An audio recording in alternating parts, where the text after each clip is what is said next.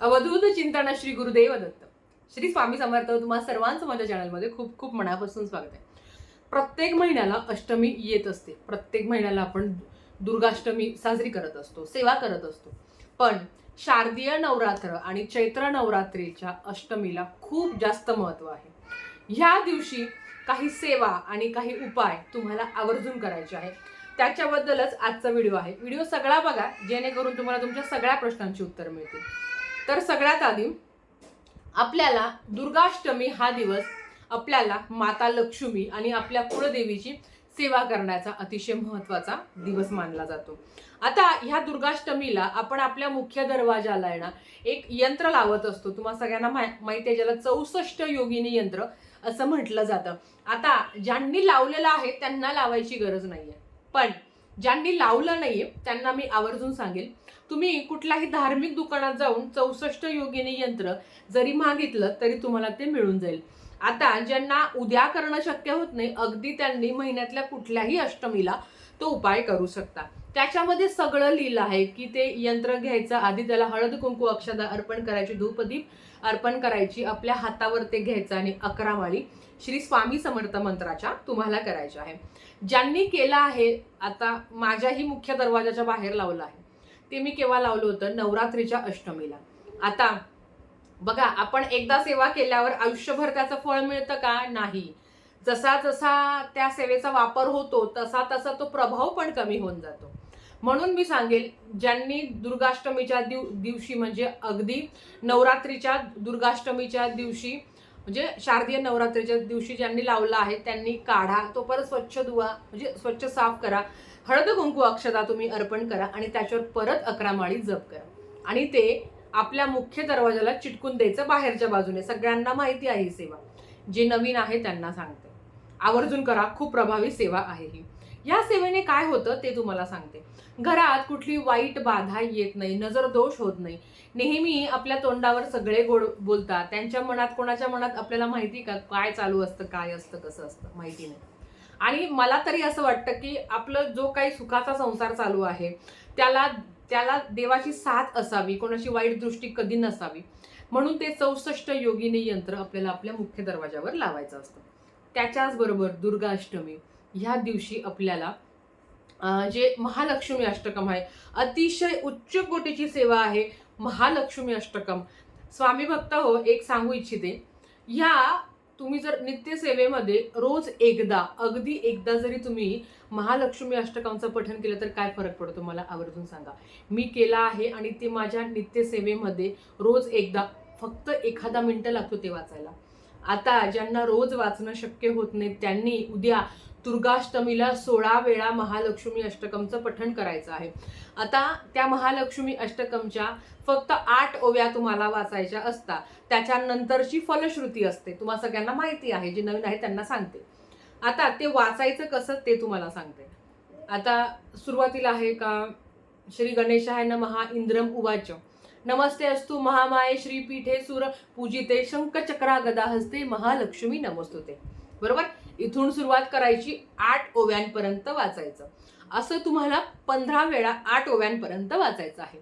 आता 16व्या वेळा म्हणजे जेव्हा तुम्ही 16वी वेळ तुमची वाचायची येईल तेव्हा तुम्हाला सगळं वाचायचं आहे. ते महालक्ष्मी अष्टकमचं संपूर्ण तुम्हाला वाचायचं आहे.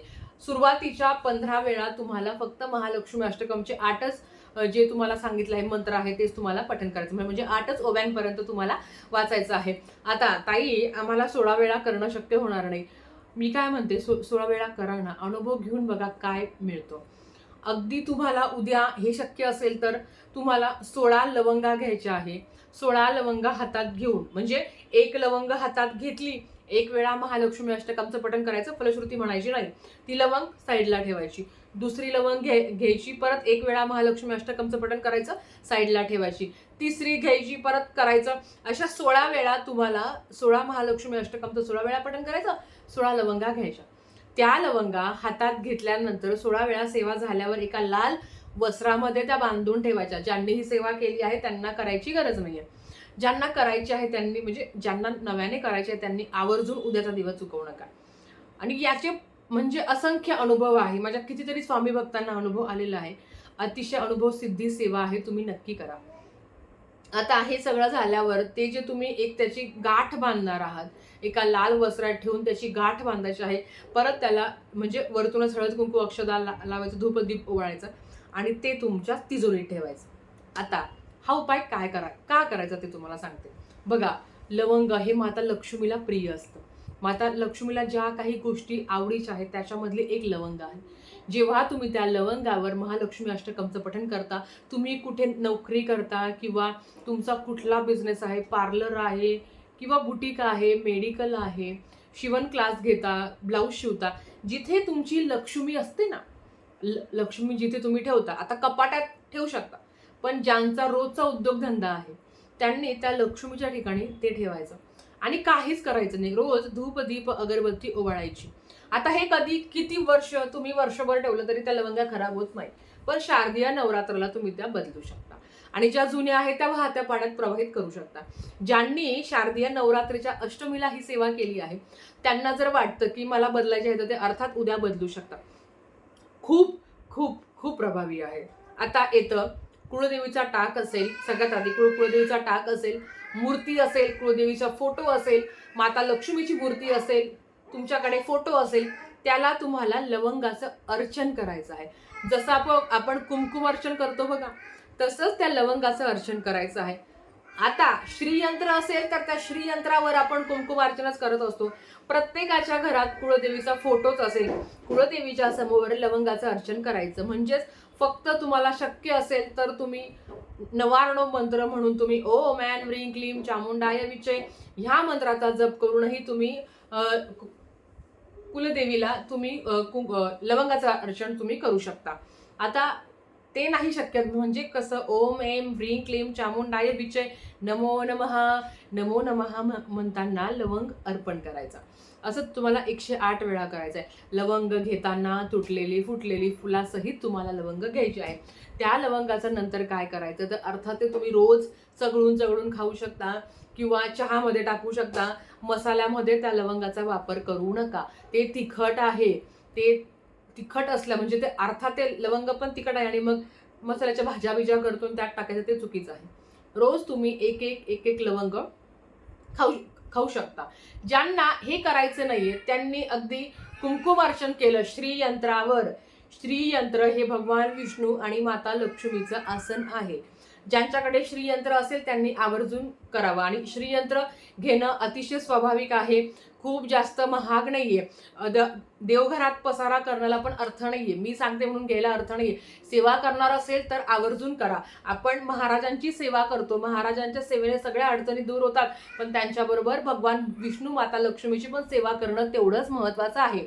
हे तुम्ही लक्षात घ्या. म्हणून श्रीयंत्र अगदी नसेल तर माता लक्ष्मीच्या मूर्तीवर किंवा कुळदेवीच्या मूर्तीवर पण तुम्ही कुंकवाचा अभिषेक उद्या करू शकता. हरकत नाही. अतिशय प्रभावी सेवा आहे, करून बघा. त्याच्याबरोबर तुम्हाला दुर्गा सप्तशती पाठ करणं शक्य झालं तर सोन्याहून पिवळं उद्या दुर्गा सप्तशती पाठ करा. ज्यांना नाही शक्य होतं त्यांनी 11 वेळा सिद्धकुंजिका स्तोत्रम खूप प्रभावी जेव्हा जीव तोडून कोणीतरी सांगत असतं त्याच्या पाठीमागची त्यांची भावना तुम्ही समजून घ्या. कारण अर्थात दुर्गा सप्तशती पाठ केला तर खूप चांगलं, पण ज्यांना नाही शक्य होत त्यांनी कमीत कमी सिद्धकुंजिका स्तोत्रमचं तुम्ही 11 वेळा पठण करा. दुर्गा सप्तशती पाठ केलं तर तुम्हाला फळ मिळेल. म्हणून तुम्ही ते पण करू शकता. ज्यांना काहीही जमणार नाही तुम्ही ओम ऐं ह्रीं क्लीं चामुंडाय विचे ह्या मंत्राचा जप केला तरी हरकत नाही. ह्या सेवा तुम्हाला करायचं आहे. उद्या अष्टमी आहे. बऱ्याच घरात उद्या होम हवन पण होणार आहे. तुमची इच्छा असेल तर कुळदेवीच्या नावाने ओम ऐं ह्रीं क्लीं चामुंडाय विचे स्वाहा हे करूनही तुम्ही हवन करू शकता. ह्या सेवा तुम्हाला सांगितल्या आहे. ज्या तुम्हाला करता येईल त्या तुम्ही आवर्जून करा. लवंगाची सेवा तर आवर्जून करा. याचे खूप जास्त फायदे आहे. हे तेवढंच महत्त्वाचं आहे. ठीक आहे. तर झालेली सेवा महाराजांच्या चरणी मी रुजू करते आणि आजच्या व्हिडिओ इथेच थांबवते. आवडला असेल तर लाईक शेअर सबस्क्राईब करा. भेटूया परत अशाच एक नवीन व्हिडिओसोबत. श्री स्वामी समर्थ.